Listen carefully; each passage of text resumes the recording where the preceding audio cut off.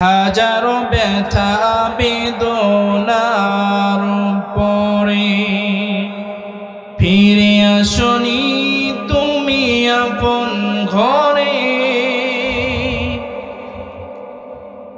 হাজারো ব্যথা বেদনার পরে ফিরে আসনি তুমি আপন ঘরে। দিনের আলো তুমি ছড়িয়ে দিতে চলে গেলে মদিনায় মক্কা ছেড়ে। হে রাসূল তোমাকে ভুলি আমি কেমন করে। হে রাসূল তোমাকে ভুলি আমি কেমন করে। হাজারো ব্যথা বেদনার পরে ফিরে আসনি তুমি আপন ঘরে। দিনের আলো তুমি ছড়িয়ে দিতে চলে গেলে মদিনায় মক্কা ছেড়ে। হে রাসূল তোমাকে ভুলি আমি কেমন করে। খেয়ে না খেয়ে দিন প্রচারের কাজে নিজেকে দিয়ে ছবি নিয়ে বলেন ঠিক না বেঠিক। খেয়ে না খেয়ে দিন প্রচারের কাজে নিজেকে দিয়ে ছবি নিয়ে। তাই ফের কাফেরেরা চিনল না আলো দুষ্ট ছেলেদের পিছু দিল নিয়ে বলেন ঠিক না বেঠিক। আল্লামা সাইদের পিছনে ছড়িয়ে দেওয়া হয়েছিল পুলিশ নামক কিছু রাজাকার বলেন ঠিক না বেঠিক। আল্লাহ রসুল যেমন আগের জামানায় কোরআনের কথা বলার জন্য আবু জেহেল আবু লাহাব উতবা সাহেবা মুগিরা তারা আল্লাহর রসুলকে ধ্বংস করার জন্য আল্লাহর দ্বীনকে মুছে দেওয়ার জন্য তায়েফের কিছু কাফেরদের আল্লাহর নবীর পিছনে লেলিয়ে দিয়েছিল। অতএব আল্লামা সাইদের পিছনেও এই কিছু জালেম সরকার থাকাকালীন কিছু নামধারী মুনাফিক আল্লাহর পয়গম্বর আল্লামা সাইদের পিছনে লেলিয়ে দিয়েছিল বলেন ঠিক না বেঠিক। এই জন্য বলেছেন তায়েফের কাফেরেরা চিনল না আলো দুষ্ট ছেলেদের পিছু দিল নিয়ে। পাথরের আঘাতে ক্ষত বিক্ষত হয়ে সারা শরীর থেকে রক্ত ঝরে। হে রাসূল তোমাকে ভুলি আমি কেমন করে। হে রাসূল তোমাকে ভুলি আমি কেমন করে বলেন আমিন। প্রিয় বন্ধুরা আমার আসুন আমরা সরাসরি সেই কোরআনের আলোচনার দিকে চলে যাই। বন্ধুরা আমার কিছু কথা না বললেও নয়, এই 5 আগস্টের আগে এরকম যখন কোরআনের ময়দান সুন্দরভাবে সাজানো হতো, 5 আগস্টের আগে এই একটা কোরআনের ময়দান সাজাইতে গেলে কত নামধারী মুনাফিকের হাত পা ধরতে হতো আমাদের বলেন ঠিক না বেঠিক। এই কোরআনের মাহফিল সাজানোর জন্য 5 আগস্টের আগে কত পুলিশের পকেটে পর্যন্ত টাকা দিতে হয়েছে বলেন ঠিক না বেঠিক। আমার নিজে চোখে দেখা আমার বাড়ির তাফসির মাহফিল করার জন্য ওই থানার বড় বড় এসপি ডিসি যারা ছিল তাদেরকে পকেটে 5,000, 10,000, 20,000 পর্যন্ত টাকা খাওয়াইতে হয়েছে বলেন ঠিক কিনা। তারপরেও কোরআনের ময়দানে আলেম ওলামাগুলো নিরাপত্তা ছিল না, তাদের দুই পাশে কিরামান কাতিবিন বসে বসে চকি দিতে বলেন ঠিক না বেঠিক। অতএব 5 আগস্টের পরে আমরা যে খোলা ময়দানে আসমানের নিচে জামিনের উপরে কোরআনের কথা বলতে পারছি, এজন্য বলছি আলহামদুলিল্লাহ। বলেন আলহামদুলিল্লাহ। একবার আদায় করতে হবে না, 1000 বার আদায় করতে হবে? 1000 বার আপনার আমার এই আলহামদুলিল্লাহ শুকরিয়া আদায় করতে হবে। তার কারণে এক ফ্যাসিস্ট সরকার আপনার আমার ঘাড়ের উপরে বসে আপনার আমার মাথায় কাঠালে ক ভেঙে খাচ্ছিল। বলেন ঠিক না ঠিক? আপনি আমি ছিলাম মূল্যহীন, আপনার আমার কোনো মূল্য ছিল না এই দুনিয়ায়। এজন্য আপনার আমার সেই মহান মনিবের বারবার শুকরিয়া আদায় করতে হবে, একবার আদায় করলে হবে না। আল্লাহ তোমার দরবারেতে 1000 শুকরিয়া, আল্লাহ তোমার দরবারেতে 1000 শুকরিয়া। স্বৈরাচার পলাইছে দেশটা ছাড়িয়া। বলেন ঠিক না বেটি? এই কথা বলেন না, কোনো কথা বলতে হবে। মনে করেছেন এখন ওয়াজ করতেছে বিদায় হুজুর মনে হয় গরম হুজুর না ঠান্ডা হুজুর। আমি কিন্তু ঠান্ডা হুজুর না। 5 আগস্টের আগেও যেমন গরম ছিলাম, 5 আগস্টের পরে আরো বেশি গরম। কথা হবে কোরআন থেকে। এই কথা বলতে গিয়ে যদি জীবন দিতে হয় জীবন দেব, রক্ত দিতে হয় রক্ত দেব। তবে বাতিলের কাছে 5 আগস্টের আগে যেমন ময়দান ছেড়ে দেয় নাই, এখনো পর্যন্ত ময়দান ছেড়ে দিতে রাজি নাই। বলেন ঠিক না বেটি? কিছুক্ষণ আমার সাথে কথা বলেন। আমি কথা বলছি, আপনারা যদি পোল্ট্রি মুরগির মতো ঝেমান নাক দেখান, এটা কোরআনের ময়দানে সাজে না। এজন্য আমি কথা বললে আপনারা একটু সুবহানাল্লাহ আলহামদুলিল্লাহ। এই মুরব্বি যে সাউন্ড এখনো দেখতেছি, এরকম সাউন্ড দিয়ে আপনারা একটু বলতে পারবেন তো ইনশাআল্লাহ? আল্লাহ তোমার দরবারেতে 1000 শুকরিয়া। স্বৈরাচার পালাইছে দেশটা ছাড়িয়া, মানুষের মুখের হাসি আসলো ফেরিয়া। বলেন ঠিক না বেটি? কোথায় আওয়ামী লীগ, কোথায় কাদের কাকা, কোথায় গেল ওই জালিমের গরম গরম কথা? ঠিক কিনা? কোথায় আওয়ামী লীগ, কোথায় কাদের কাকা, কোথায় গেল ওই জালিমের গরম গরম কথা?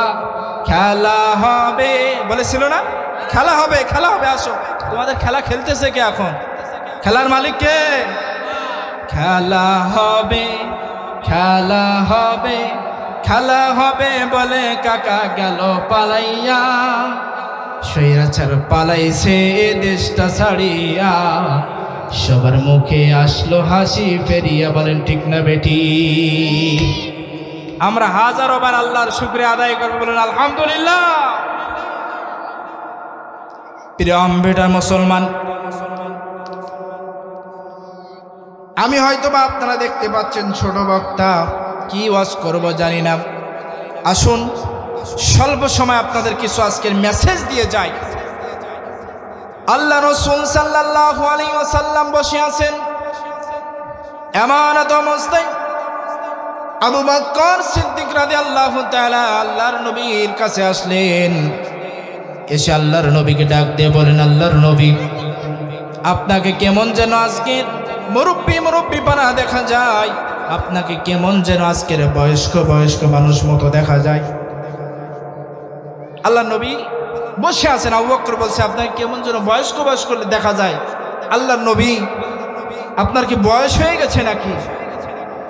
আল্লাহর নবী ডাক দিয়ে বলে, আবু বকর, তোমার চোখে যেটা দেখছো এটাই সত্য। আমি আল্লাহর নবী, বিশ্ব নবী, রহমাতুল লিল আলামিন, দয়ার নবী, মায়ার নবী। পবিত্র আল কোরআন 114টি সূরা, এই পবিত্র আল কোরআনের ভিতরে 114টি সূরা দ্বারা এই কোরআনটা গঠিত। এই পবিত্র আল কোরআনের 109টা সূরা আমাকে কোনোদিন টেনশনে ফেলায় নাই, কিন্তু আমি আল্লাহর নবী, বিশ্ব নবীজি আমাকে 5টা সূরায় টেনশনে ফেলাইয়া দিয়েছে। জোরে বলেন কয়টা? জোরসে বলুন, আরো জোরে। জোর হলো না?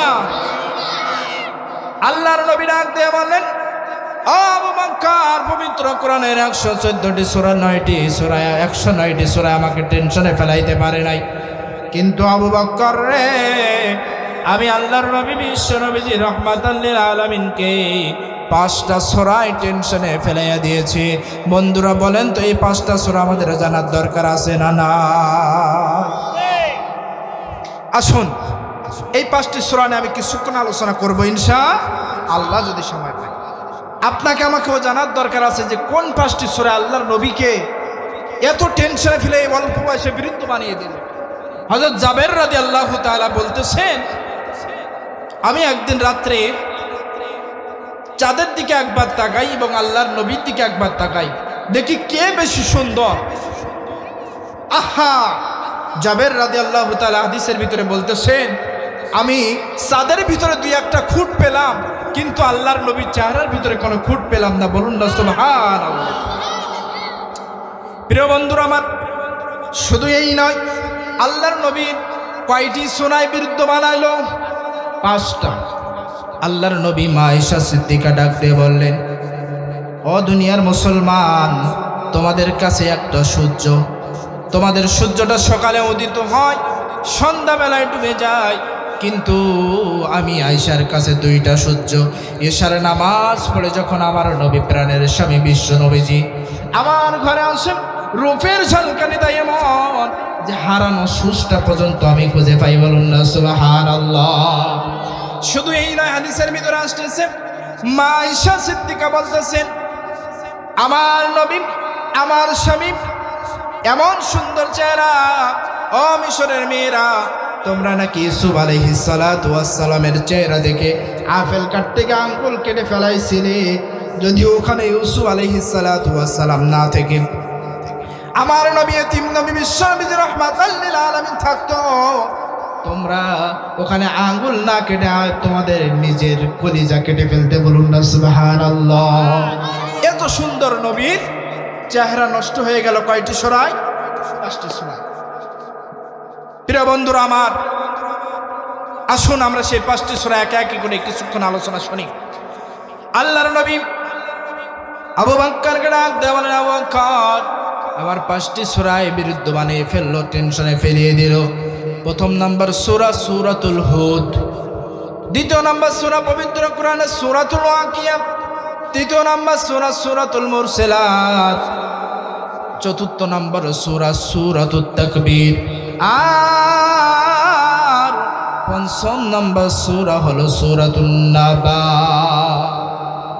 দেখবেন অনেক মসজিদে ফজরের সময় মসজিদের হুজুর সুন্দরভাবে সূরা নাবা তেলাওয়াত করে, বলেন পারে কিনা? 30 নম্বর পারা সুন্দরভাবে 78 নম্বর সূরা তেলাওয়াত করে। আসুন আমরা একে একে সূরার দিকে প্রবেশ করি। সূরাতুন নাবা 30 নম্বর পারা 78 নম্বর সূরা। এই সূরার ভিতরে কি আছে যে আল্লাহর নবীকে অল্প বয়সে বৃদ্ধ বানিয়ে ফেললো? আপনারা দেখবেন এই সূরার ভিতরে 21 নম্বর আয়াতে আল্লাহ রাব্বুল আলামিন বলতেছেন, ইন্না জাহান্নামা কানাত মিরসাদা। প্রিয় বন্ধুরা, আমি ভালো হাফেজও না, ভালো কারিও না, কিন্তু আমি জানি খুলনার ডুমুরিয়ার মানুষ অধ্যাপক মিয়া কলাম পরারের বানানো মানুষ। বলেন ঠিক না বে ঠিক? অতএব আমার যত কোরআন তেলাওয়াত শুদ্ধ অশুদ্ধ হোক, আপনারা একটু তাকবীর জোরে দিয়েন। যদি আপনি তাকবীর দিতে পারেন কি লাভ? আপনি তাকবীর দিতে পারলে আপনার দুইটা লাভ। প্রথম নাম্বার, আপনি যে তাকবীর দিলেন, তাকবীর দেওয়ার কারণে আপনার হাড়ে কখনো হাড়ের রোগ হবে না। বলবেন না সুবহানাল্লাহ। দ্বিতীয় নাম্বারে, আপনি যে তাকবীর দিলেন, পশু পাখি গাছপালা যারাই দেখছে, কাল কিয়ামতের কঠিন ময়দান আল্লাহর কাছে আরজ করবেন, আল্লাহ, আমি দেখেছিলাম আমভিটা মধ্যপাড়া আল মাদিনা জামে মসজিদের আজ মাহফিলে এই বান্দারা তাফসীর কোরআন মাহফিল শুনে, কোরআনের আয়াত শুনে সমর্থন করেছিল। এই ব্যক্তিদের না নিয়ে আমি জান্নাতে যাব না। বলেন না একবার সুবহানাল্লাহ। তাহলে কি লাভ আছে না লস? তাহলে কোরআন তেলাওয়াত শেষ হবে যখন হাতের ইশারা দেওয়ার সাথে সাথে তাকবীর দিবেন, তখন রাজি আছেন তো ইনশাল্লাহ? দুইটা হাত তুলে আল্লাহকে দেখে দেন, নারায়ে তাকবীর। নাস্তিকতা নিফাজ্জাক দিন ইসলাম জিন্দাবাদ, কোটি প্রাণীয়া কি আওয়াজ, খোদাত্রোহী সাল পাবে না, এই বাংলায় ঠাই হবে না, মুসলমানরা জেগেছে আজ। বলেন ঠিক কিনা? খোদাত্রোহী সাল পাবে না, এই বাংলায় ঠাই হবে না, মুসলমানরা জেগেছে আজ। তলো তলো আওয়াজ তলো, জোর কদমে সামনে চলো, সবাই মিলে একই তালে দাও না সালাওয়াত। নারায়ে তাকবীর, নারায়ে তাকবীর, দিন ইসলাম, দিন ইসলাম, আল কোরআনের আলো। না, এটা মানতে পারলাম না। আল কোরআনের আলো। ওই সময় আবু জেহেল বলতো, বন্ধু তুমি আল কোরআনের আলো ভাতিজা, মসজিদের ভিতরে জ্বালাও কোনো দুঃখ নাই, ঘরের ভিতরে জ্বালাও কোনো দুঃখ নাই, কিন্তু এই আল কোরআনের আলো তুমি বাইরে নিয়ে আসো না। কারণ এই আল কোরআনের আলো বাইরে নেসলে আমরা আর ওই বয়স্ক বাধা কেটে খেতে পারবো না। বলেন ঠিক না বেঠে? আল কোরআনের আলো বাইরে নেসলে আমরা আর গুম করে খাইতে পারবো না। আল কোরআনের আলো বাইরে নেসলে আমরা আর বিধবা ভাতা মেরে খেতে পারবো না। আল কোরআনের আলো বাইরে নেসলে আমরা তেলের ফট মেরে খেতে পারবো না। আল কোরআনের আলো বাইরে নেসলে আমরা রডের বদলে আর বাঁশ দিতে পারবো না। বলেন ঠিক না বেঠি? তাহলে আল কোরআনের আলো আর ঘরে জ্বালানোর সময় নাই। এই 53 বছর ঘরে জ্বালাইছি, এখন আল কোরআনের আলো কোথায় যাইতে জ্বালাইতে হবে? সংসদে আল কোরআনের আলো। প্রিয় বন্ধুরা আমার, এবার আসুন, তাহলে কর্মসূচি থাকলো, যখনই কোরআনের আয়াত তেলাওয়াত শেষ হবে, আয়াত তেলাওয়াত শেষ হওয়ার পরপরই হাতের ইশারা দেওয়ার সাথে সাথে সাথে তাকবীর হবে। আল্লাহ রাব্বুল আলামিন সূরাতুন নাবার ভিতরে 21 নম্বর আয়াতে বলতেছেন, ইন্না জাহান্নামা কানাত মিরসাদা। আল্লাহ রাব্বুল আলামিন বলছেন, নিশ্চয় আমি আল্লাহ রাব্বুল আলামিন তোমাদের জন্য গোপন ফাঁদ করে রেখেছি, গোপন ফাঁদ করে রেখেছি জাহান্নাম। কি বলেন? বলেন তো, এই দুনিয়ায় মাছ ধরার জন্য গোপন ফাঁদ জাল আছে না নাই? কথা বলেন, একটু কথা বলেন। কথা বললে কি কষ্ট হবে? আপনারা বলেন তো, এই জবান দিয়েছেন কে? এই জমিন কার? আসমান কার? তাহলে আল্লাহর জমিনে, আল্লাহর আসমানের নিচে আল্লাহর দেওয়া জবান থেকে যদি কথা বলি, কোন নাস্তিক, কোন বেঈমান আপনাকে আমাকে ধ্বংস করতে পারবে? তাহলে মাছ ধরার জন্য গোপন ফাঁদ হলো জাল। মাছ ধরার গোপন ফাঁদ কি? পশু ধরার গোপন ফাঁদ হলো ফান। কি বলে? ফান। পাখি ধরার গোপন ফাঁদ আছে। আর এই 15 বছর স্বৈরাচারের আমলে গোপন ফাঁদ ছিল আয়না ঘর। বলেন ঠিক না বেঠি? আরে কথা বলেন। আজকের দেখলাম খবরের ভিতরে, এই ধানমন্ডি 32 নম্বর এই বাড়িতে এর নিচেও নাকি আয়না ঘর ছিল। এই স্বৈরাচার কি আছে না ছিল? তাহলে এই 17 বছরের স্বৈরাচার এমন আয়না ঘরের ফাঁদ পেতেছিল যে সেখান থেকেও 12 বছর পরে মানুষ বাইর হয়। কিন্তু আল্লাহর জাহান্নাম যাদের জন্য তৈরি করে রেখেছেন, ফাঁদ বানিয়ে রেখেছেন, সেখান থেকে কি মানুষ বাইর হতে পারবে? কারণ এই জাহান্নামটা আগুন দ্বারা সুসজ্জিত। আল্লাহর নবী বিশ্বনবীজি, আল্লাহ রাব্বুল আলামিন বলছেন বিশ্বনবীজির মারফতে, আল্লাহ রাব্বুল আলামিন বলেন, আমি ফেরেশতাদেরকে বললাম, ও ফেরেশতা, জাহান্নামটা 1 বছর জ্বালাও। 1 বছর জ্বালানো হলো। জ্বালানোর পরে জাহান্নামের রংটা হয়ে গেল লাল, টুকটুকে লাল। আল্লাহ বললেন, এটাতে আমার হবে না, আমি তো গোপন ফাঁদ তৈরি করতেছি। স্বৈরাচারের গোপন ফাঁদ ছিল আয়না ঘর, আর আমি তো গোপন ফাঁদ তৈরি করতেছি জাহান্নামের ঘর। এই লাল দ্বারা হবে না। আল্লাহ রাব্বুল আলামিন ফেরেশতাদেরকে ডাক দিলেন, ও ফেরেশতারা, তোমরা আবার 1000 বছর জ্বালাও। আবার 1000 বছর জ্বালানোর পরে জাহান্নামের আগুনের রংটা হয়ে গেল দুধের মতো সাদা। আল্লাহ বললেন, এটা দিয়েও সম্ভব না। আল্লাহ বললেন, ও ফেরেশতারা, আর 1000 বছর জ্বালাও। আর 1000 বছর জ্বালানোর পরে তো এবার জাহান্নামের রংটা হয়ে গেল, ও বন্ধু, লাল না সাদা না, অমাবস্যা রাত্রের মতো কালো। বলেন, আল্লাহ বলেন, এই কালো দ্বারা আমার কাজটাও হবে ভালো। বলেন মারহাবা। এই কালো দ্বারা আমার কাজটা হবে ভালো। বাংলার জমিনে কত আগুন কত জায়গায় লেগে গেল বন্ধুরা। বাংলার আগুন নিউ মার্কেটে জ্বলে গেল, কোনো ফায়ার সার্ভিস সেটা থামাইতে পারে না। আমরা দেখেছি আমেরিকায় আগুনটাকে সব পড়ে গেছে। বলেন তো, কোনো বাবার ক্ষমতা ছিল আগুন বন্ধ করবে? ছিল? তাহলে আল্লাহ বলতেছেন, জাহান্নামের আগুনে এত তাপ, 70 ভাগের 1 ভাগ আমি আল্লাহ রাব্বুল আলামিন দুনিয়ার মাঝে দিয়েছি, আর 69 ভাগ আমি আল্লাহ জাহান্নাম নামক গোপন ফাঁদে রেখেছি। বলুন মারহাবা। আল্লাহ রাব্বুল আলামিন এবার বলতেছেন লা ইয়াযুকুনা ফিহা বারদাও ওয়ালা শারাবা ইল্লা হামিমাও ওয়া গাসসাকা। সেখানে ঠান্ডা পানি পাবে না, সেখানে ঠান্ডা বাতাস পাবে না, সেখানে পাবে কি জানো? ইল্লা হামিমা ওয়া গাসসাকা, উত্তপ্ত গরম পানি, এবং তোমাদেরকে খাইতে দেওয়া হবে পুষ রক্ত। দেখবেন কারোর পা যখন পেকে যায় সেখান থেকে পুষ রক্ত বাইর হয় কিনা। এখন আপনাদের প্রশ্ন, আমি কি একটা কথা বলছি, আল্লাহর নবীর কয়টা সূরায় বিরুদ্ধ বানাইলো? 5টি সূরা। তাহলে চিন্তা দেখেন, আপনার আমার চিন্তা কিভাবে জমি বানাবো, আপনার আমার চিন্তা কিভাবে টাকা বাইর দেশে পাচার করব, কিন্তু আল্লাহর নবীর চিন্তা ছিল কিভাবে আমি এই মুসলমান জাতিকে ভালোর দিকে নিয়ে আসবো। বলেন ঠিক না বে ঠিক? অতএব প্রিয় ভাইয়ের আমার, সিলি বেশি গেছে, মনে হয় আলোচনা শেষ পর্যন্ত সূরা নাবাই করতে পারবো না। আসুন আমি সংক্ষিপ্ত আকারে জমা 45 পর্যন্ত করি। প্রিয় ভাইয়ের আমার, আপনাদের প্রশ্ন, হুজুর কেন আমাদেরকে পুষ খাইতে দেওয়া হবে, উত্তপ্ত গরম পানি খাইতে দেওয়া হবে? প্রশ্ন আছে না নাই? কথা বলেন, আছে না নাই? কারণ আপনার আমার কেন পুষ রক্ত খাইতে দেওয়া হবে, আপনার কেন গরম তৃপ্ত পানি খাইতে দেওয়া হবে?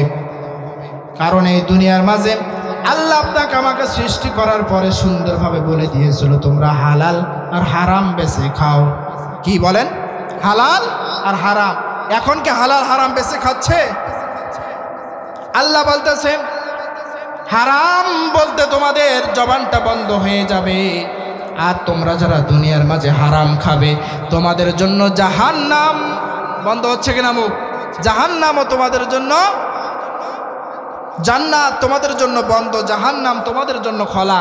কিন্তু যারা দুনিয়ার মাঝে অধ্যাপক মিয়া গোলাম পরারের মতো, অধ্যাপক শফিকুর রহমানের মতো, অধ্যাপক শফিকুল ইসলাম মাসুদের মতো যারা দিন প্রতিষ্ঠাতার আন্দোলন করবে, হালাল হারাম বেঁচে চলবে, তাদের জন্য জান্নাত খোলা। বলেন ঠিক না বে ঠিক? তো দুনিয়ার মাঝে হালাল হারাম আমরা বাঁচতে পারি নাই। মসজিদের টাকা পর্যন্ত আমরা মেরে খেয়েছি, রডের বদলে বাঁশ দিয়েছি, বয়স্ক ভাতা তুলে খেয়েছি। তো আপনার আমার জন্য পুষ পানি তো অবশ্যই রেডি। বলেন ঠিক না বে ঠিক? বন্ধুরা আমার, আল্লাহ রাব্বুল আলামিন আপনার আমার জন্য সুন্দরভাবে বাড়িতে গিয়ে তাফসীরুল কোরআন মাহফিলের থেকে বাড়িতে গিয়ে আপনারা একটু খেলিয়ে দেখবেন এই সূরাতুন নাবা আপনাকে আমাকে কি শিক্ষা দিতে চাচ্ছে। আমি হয়তো শেষ পর্যন্ত যাইতে পারবো না, তবে আপনাদের জন্য আরেকটি সতর্কবার্তা রেখে চলে যাব। সূরাতুন নাবার 40 নম্বর আয়াত একটু বাড়ি গিয়ে তাফসীর খুলে দেখবেন। আল্লাহ রাব্বুল আলামিন এই সূরাতুন নাবার 40 নম্বর আয়াতে আপনার আমার জন্য কি রেখেছেন? ইন্না আনজারনাকুম আযাবান করিবান ইয়াওমা ইয়ানজুরুল মার'উ মা কদ্দামাত ইয়াদাহু ওয়া ইয়াকুলুল কাফিরু ইয়া লাইতানি কুনতু তুরাবা। আমি আল্লাহ রাব্বুল আলামিন কালকে আমাদের ময়দানে সকলের বিচার সুন্দরভাবে করব, কিন্তু আমি আল্লাহ রাব্বুল আলামিন জুলুমের বিচারটা সুন্দরভাবে আরো করব। কালকে আমাদের কঠিন ময়দানে তাফসীর ঘুটে ঘুটে দেখলাম আমি, তাফসীর ইবনে কাসির, তাফসীর ইবনে জাকারিয়ার ভিতরে আসতেছে এই দুনিয়ার মাঝে দেখবেন অনেক শিং ভাঙা গরু আছে, আছে না নাই? অনেক ছাগলের শিং নাই। কালকে আমাদের কঠিন ময়দান আল্লাহ রাব্বুল আলামিন শিং ভাঙা গরুদেরকে ডাক দিয়ে বলবেন, ও শিং ভাঙা গরু তোমরা ওঠো, অন্যায়ভাবে তোমাদের ওপরে এই শিং থাকা গরু তোমাদের কত অন্যায় করেছিল। তোমার গায়ে শিং ছিল না, তোমার গায়ে বল ছিল না, বিদায় শিংওয়ালা গরু, শিং থাকা গরু তোমার ওপরে জুলুম করেছিল। ও শিং ভাঙা গরু ওঠো ওঠো ওঠো, আমি আল্লাহর কাছে জুলুমের বিচার আগে হবে। আজকের তোমার শিং দেওয়া হলো, এই শিং থাকা গরুটা তোমার যত অন্যায় অত্যাচার জুলুম নির্যাতন করেছে, আজকের তুমি তেমনভাবে ওই শিং থাকা অবস্থায় ওই গরুর গুতাও, ওই গরুর ওপরে তুমি অত্যাচার তোমার যেমন করেছিল তেমন করো। বলুন সুবহানাল্লাহ। এমনভাবে ছাগল গরু যারা আছে সকলের বিচার হয়ে যাবে। বিচার শেষে ওয়ায়াকুলুল কাফিরু ইয়া লাইতানি কুনতু তুরাবা, আল্লাহ বলবেন তোমরা মাটি হয়ে যাও। তখন কেমন জানি আপনার আমার মতো নামধারী কিছু মুনাফিক মুসলমান বলবেন, আল্লাহ আমরা যদি মাটি হতে পারতাম। কি বলবে? আল্লাহ আমরা যদি মাটি হতে পারতাম। ও বন্ধুরা, আমার তাফসীর ইবনে জাকারিয়া, তাফসীর ইবনে কাসিরের ভিতরে ঘুরে ঘুরে দেখতেছিলাম, তখন এই জুলুমকারী মানুষেরা ডাক দিয়ে বলবে, আপনারা এখান থেকে সাক্ষী দেন তো, ছাগল গরুর যদি জুলুমের বিচার হয়, যে 17 বছর স্বৈরাচার শেখ হাসিনা আপনার আমার উপরে জুলুম করেছে, এর বিচার হবে না? এই 17 বছরে তুমি সুন্দর করে সুন্দরী নারী নিয়ে 3 লক্ষ টাকার বেডে ঘুমে আসিলে, কিন্তু ইসলামী আন্দোলন করার কারণে এই আমভেটার অনেক মুসলমানদের অবস্থান হয়েছে শীতের রাত্রে কবরে থাকার। বলেন ঠিক না বেঠিক? কথা বলেন না কেন? আপনাদের এখানে কি নির্যাতন হয়নি? এই 17 বছরে তুমি তোমার স্ত্রী নিয়ে সুন্দর লেপের ভিতরে ঘুমিয়েছিলে 3 লক্ষ টাকার খাটের ভিতরে, অথচ ইসলামী আন্দোলন করার জন্য ইমানের পথে অবিচল থাকার কারণে এই আমভিটার অনেক মুসলমানকে কবরের ভিতরে রাত কাটাইতে হয়েছে। বলেন ঠিক না ঠিক? শুধু এইবারে শেষ নয়, আল্লাহ রাব্বুল আলামিন 2 ধরনের বিচার দুনিয়া এবং আখিরাতে সরাসরি করবেন। 1 নম্বরের বিচার হলো যারা নিজেদের আত্মীয় ছিন্নতা করে। কি করে? আত্মীয় ছিন্নতা করে, এদের বিচার দুনিয়ায় হবে, আখিরাতে হবে। দেখবেন বর্তমানে যদি টাকা পয়সাওয়ালা একটু হয়ে যায়, ভাইয়ের বোনকে চেনে না, ভাই বোনকে চেনে না, বোন ভাইকে চেনে না, পিতা মাতাকে চেনে না, মাতা পিতাকে চেনে, যদি একটু টাকা অর্থশালী হয়ে যায়, এই ব্যক্তিদের ব্যবস্থা আল্লাহ দুনিয়ায়ও নেবেন, আখিরাতেও নেবেন। আর 2 নাম্বার, যারা মানুষের ওপরে জুলুম করে, এদের বিচার আল্লাহ দুনিয়ায়ও করবেন, আখিরাতেও করবেন। বলেন স্বৈরাচারের বিচার হচ্ছে কিনা? এই 32 নম্বর ধানবাড়ি, তুমি ধানমন্ডি, এই বাড়িতে আমি আজকের ইন্টারনেটের ভিতরে দেখতেছিলাম, তোমার যখন ক্ষমতা ছিল এই সাতক্ষীরায় মুহাদ্দিস আব্দুল খালেকের বাড়ি ভেঙেছো, সাতক্ষীরায় অনেক জামাতের নেতার বাড়ি ভেঙেছো। আজকের এই মায়া কান্না কোথায় আসে? অনেকেই বলতেছে আল্লাহ ঘর কেমনি ভাঙে। আমি বলি তোমার টেস্ট করে দেখো ডায়াগনস্টিক সেন্টারে গিয়ে, আবু জেহেলের রক্ত ছিল যা, আজও পর্যন্ত তুমি এই কথা বলতেছো, আমি মনে করি আবু জেহেলের রক্ত আর তোমার রক্তের ভিতরে কোনো ফারাক নেই। বলেন ঠিক না বেটি? মায়া কান্না কান্দি ঘর এমনি ভাঙে, কত সুন্দর ধানমন্ডির 32 নম্বর বাড়ি এমনি ভাঙে। তোমার এই মায়া কান্না আগে কোথায় ছিল? হ্যাঁ, তোমার এই মায়া কান্না আগে কোথায় ছিল? তুমি যখন বাংলাদেশ জামাত ইসলাম করার জন্য মানুষদেরকে তুমি একেবারে ওই আয়না ঘরে রেখেছিলে, তখন তোমার মায়া কান্না কোথায় ছিল? আমি আজকের খবরের ভিতরে দেখলাম, এই খুলনায় এই যে শেখ পরিবার আল্লামা সাইদিকে জারজ সন্তান বলেছিল। বলুন নাউজুবিল্লাহ। আজকের তোমার ক্ষমতা কই? তোমাদের বাড়ি তো ভেঙে চুরমার হয়ে যাচ্ছে, আমি মনে করি তোমাদেরও ভেঙে চুরমার করার দরকার। বলেন ঠিক না ঠিক? আল্লামা সাইদি বলেছিল যে আমি আমার পিতামাতার কাছে ঘুমাইতে চাই না, আমি আমার পিরোজপুরের মাটিতে ঘুমাইতে চাই না, আমি আমার বাপ দাদার পাশে ঘুমাইতে চাই না, আমি ওই খুলনার মাটি ইসলামী আন্দোলনের খাঁটি ওখানে ঘুমাইতে চাই। বলুন মারহাবা। অথচ এই শেখ বাড়ির কিছু যার সন্তান উতুল্লিম বাদা জালিকা জানিম, এরা তখন আল্লামা সাইদিকে রাজাকার বলেছিল, এরা আল্লামা সাইদিকে জঙ্গিবাদী বলেছিল। বলেন ঠিক না? আজকের আমি বলি ওই ঘরের মতো আমাদের মহসিন চেয়ারম্যানের মতো তোমাকে পড়িয়ে দিতে হবে। তোমাদের ক্ষমতা থাকার কারণে তোমরা তো মানুষকে মানুষ বলে পাত্তা দেও নাই। আবার কিছু কিছু মানুষ লিফলেট ছড়াচ্ছে, বুবু আসবে। আমি বলে আসো, খেলা তো হবে, আসো, তোমরা খেলা করতে পারো, আমরা খেলা করব। এই জন্য আমি এবার শেষ করে দেব সংক্ষিপ্ত। এই বুবু আশা নিয়ে একটা গজল লিখলাম। বুবু আইসো গো চট করিয়া, তোমার জন্য আয়না ঘর রাখছি গো সাজাইয়া। বলেন ঠিক না বেঠিক? বুবু আইসো গো চট করিয়া, তোমার জন্য আয়না ঘর রাখছি গো সাজাইয়া। রিসিপশনে বৈশায় আছি আমরা, রিসিপশনে বৈশায় আছি জুতার মালা লইয়া। বুবু আইসো গো চট করিয়া, তোমার জন্য আয়না ঘর রাখছি গো সাজাইয়া। বলেন ঠিক না বেঠিক?